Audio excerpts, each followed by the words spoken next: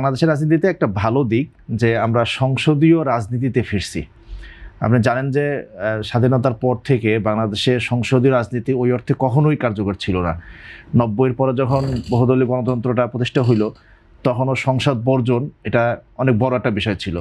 BNP সংসদ বর্জন করছে, আওয়ামী লীগও সংসদ বর্জন করছে, সেটা হলো 90-এর দশকে। এই দশকেও বিএনপি যখন ক্ষমতা ছিল তখন আওয়ামী লীগ মাসের পর মাস সংসদ বর্জন করছে। আর 2008-এর পরে যে সংসদ হলো সেটা তো আর সংসদ ছিল না। তো তার মানে বাংলাদেশে আজকে 26-10 প্রায় 36 বছর পরে বাংলাদেশে সংসদীয় রাজনীতিটা হচ্ছে, এটা ভালো দিক। আমরা খুবই আশান্বিত, আগ্রহ নিয়ে সংসদ আমরা দেখতে চাই, শুনতে চাই। কিন্তু এখানে আমাদের বেশি হতাশার দিক আছে।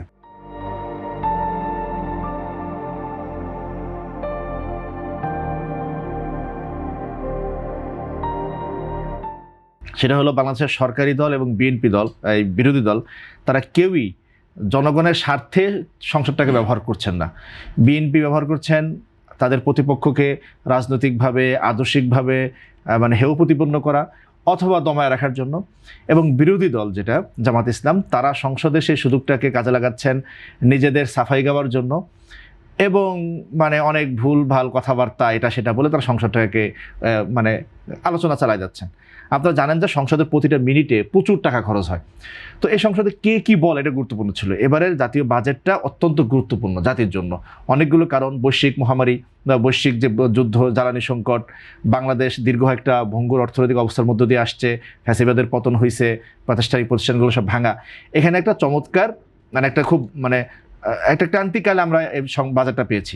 এই বাজেটে অনেকগুলো বিষয় নিয়ে আলোচনা হওয়ার কথা ছিল, কিন্তু এই সংসদে আমি যতটুকু দেখছি সংসদে একজনা বলে হয়তো ভুল হবে, যেমন কিবরিয়া সাহেব অর্থনীতির বিষয় নিয়ে কথা বলছেন, আরও 2-1 হয়তো অর্থনীতির সুনির্দিষ্ট বিষয় নিয়ে কথা বলছেন।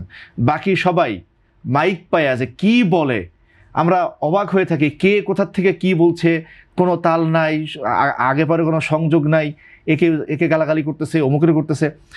অথচ এই বাজেট হওয়ার কথা ছিল আমাদের বাজেটটা সুলিখিত বাজেট। আমরা যখন দেখলাম যে আমি এর কথা বলি, আমরা যখন এই অনার্স যখন অ্যাসাইনমেন্ট করতাম, অ্যাসাইনমেন্টে দুনিয়া সব ভালো ভালো বিষয় এনে দিতাম, কারণ কি এই অ্যাসাইনমেন্ট কিন্তু বাস্তবায়ন করতে হবে না। তো এই বাজেট দেখে আমার কাছে মনে হয়েছে, বাজেট যখন আমি পড়লাম পুরো বাজেট বক্তব্য, চমৎকার চমৎকার কথাবার্তা, মানে দুনিয়ার ভালো আর কি বাদ আছে আমি মানে জানি না, সব কিছু বাজেটের মধ্যে নিয়ে আসছে। কিন্তু প্রশ্ন হলো বাজেটটা বাস্তবায়ন হবে কি করে, এই প্রশ্নটা কেউ করে না। রাজস্ব বোর্ডের এনবিআর এর উপরে প্রচুর টাকার চাপায় দেওয়া আছে, অথচ এনবিআর কোনোবারেই 70%, 60% তারা আদায় করতে পারতেছে না। তারপরে এনবিআর এর উপরে বিশাল একটা প্রত্যাশা চাপায় দেওয়া আছে। বৈদেশিক ঋণ আসবে বলে ধরে নেওয়া আছে, বৈদেশিক অনুদান আসবে বলে ধরে নেওয়া আছে। বৈদেশিক ঋণ আসবে কি করে, আমাদের যে ব্যাংকিং খাতে যে বা আর্থিক খাতে যে সংস্কারগুলো হওয়ার কথা ছিল সেটা হয় নাই, ফলে বৈদেশিক থেকে ঋণ আসাটা দুরূহ ব্যাপার। আমাদের এখানে বিনিয়োগ আসবে বলে প্রত্যাশা করে বসে রাখা হয়েছে। বিনিয়োগ আসার মতো যে সংস্কারগুলো হওয়ার কথা ছিল সেটা ব্যাংকিং খাত হোক, অন্য সব কোনো খাতে সেটা করা হয় নাই। ফলে বাজেটটা পড়তে খুব চমৎকার, এবং যিনি লিখছেন তিনি সম্ভবত সুলেখক, চমৎকার চমৎকার শব্দ আনছেন, গ্রিন ইকোনমি, হ্যান তেন। তো এখন এই বিষয়গুলো তো আসলে তুলে আনতে হবে। যেমন ধরেন শিক্ষা খাতে এত সুন্দর সুন্দর বলা হয়েছে, কিন্তু এই এই এই নীতিগুলো আমাদের শিক্ষা খাতে বাস্তবায়ন করা সম্ভব কিনা, আমাদের শিক্ষার যে অবকাঠামোগুলো আছে, আমাদের টিচারদের যে অবস্থাগুলো আছে, সেটা নিয়ে কোনো কথা নেই। তো সংসদীয় রাজনীতিতে এগুলো হওয়ার কথা ছিল, কিন্তু এগুলো না হয়ে সংসদীয় রাজনীতিতে যা তা হচ্ছে।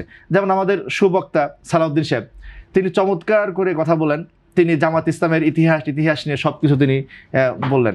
জামাত ইসলামী দল কি দল না, এই প্রশ্নটা এই তর্কের আগে আমরা করতাম, কিন্তু সেদিন গতকালকে না আগের দিন বোধহয় সালাউদ্দিন সাহেব খুব চমৎকার করে জামাত ইসলামী দল না সেটা প্রমাণ করে দিলেন। এখন আমার কথা হচ্ছে কি, যে জামাত ইসলামী দল কি দল না সেটা সংসদে আলোচ্য বিষয় হয় কি করে, এবং জামাত ইসলামের লোকজনও তারা মানে ওভেন লাগবে না ওই কি ওয়াশিং মেশিন লাগবে সেই বিষয়গুলো আনে কি করে। তো সার্বিকভাবে আমাদের কাছে মনে হয়েছে যে বাংলাদেশ সংসদীয় রাজনীতি ঢুকছে, এটা খুবই ভালো দিক, কিন্তু সংসদীয় রাজনীতিটা যথাযথভাবে হচ্ছে না। এখানে ব্যক্তিগত বিষয় নিয়ে আলোচনা করছে। আর একটা বিষয় বোধ সত্য যে বর্তমান সংসদ যারা আছেন তাদের আসলে সংসদীয় অভিজ্ঞতাটা কম, সেজন্য সংসদে কি বলতে হবে, কিভাবে তর্ক করতে হবে সেটা জানে না। আর যেটা বলে আমি শেষ করবো ভাই, সেটা হলো আমরা সবসময় পিআরের কথা বলতাম, ইসলামিক বাংলাদেশ পিআর বলতাম কেন, যে এই যে সংসদ চালাইতে গিয়া, রাষ্ট্র চালাইতে গিয়ে একজন দক্ষ মানুষরা এই সংসদ সদস্য হন। আজকে ইমরান সাহেব প্রিন্স ভাই আছেন, ভাই তো মানে আমি ক্ষমা চাইনে বলছি, বর্তমান বাংলাদেশের সংসদে যারা আছেন অধিকাংশই এই বাজেট নিয়ে অর্থনৈতিক দৃষ্টিকোণ থেকে, আর্থসামাজিক দৃষ্টিকোণ থেকে, বৈশ্বিক দৃষ্টিকোণ থেকে আলোচনা করতে পারেন বলে আমার কাছে মনে হয় না। যদি পারতেন তারা করতেন, যেমন কিবরিয়া সাহেব পারছেন, কিবরিয়া সাহেব চমৎকার করে বলছেন। অধিকাংশই এই বাজেট কি করে কার্যকর করা যাবে, এই সমস্যাগুলো কি করে উত্তরিত হওয়া যাবে, সেগুলোতে আলোচনায় আনতে পারেন না।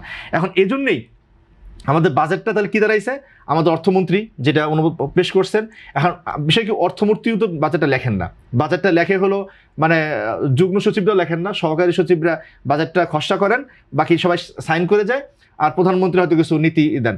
তার মানে কি এই বাজেট যেটা অত্যন্ত গুরুত্বপূর্ণ সেটা সংসদ আলোচনা হচ্ছে না, কয়েকজন আমলার হাত ধরে একটা প্রস্তাব আসছে, সেটাই প্রায় কোনো ধরনের সংস্কার ছাড়া, প্রায় কোনো ধরনের বিস্তারিত আলোচনা ছাড়াই সেটা পাশ হয়ে যাচ্ছে। কেন? আমাদের সংসদে এমন লোকজন ঢুকছেন যারা আসলে বাজেট নিয়ে বিস্তারিত আলাপ করতে পারেন না।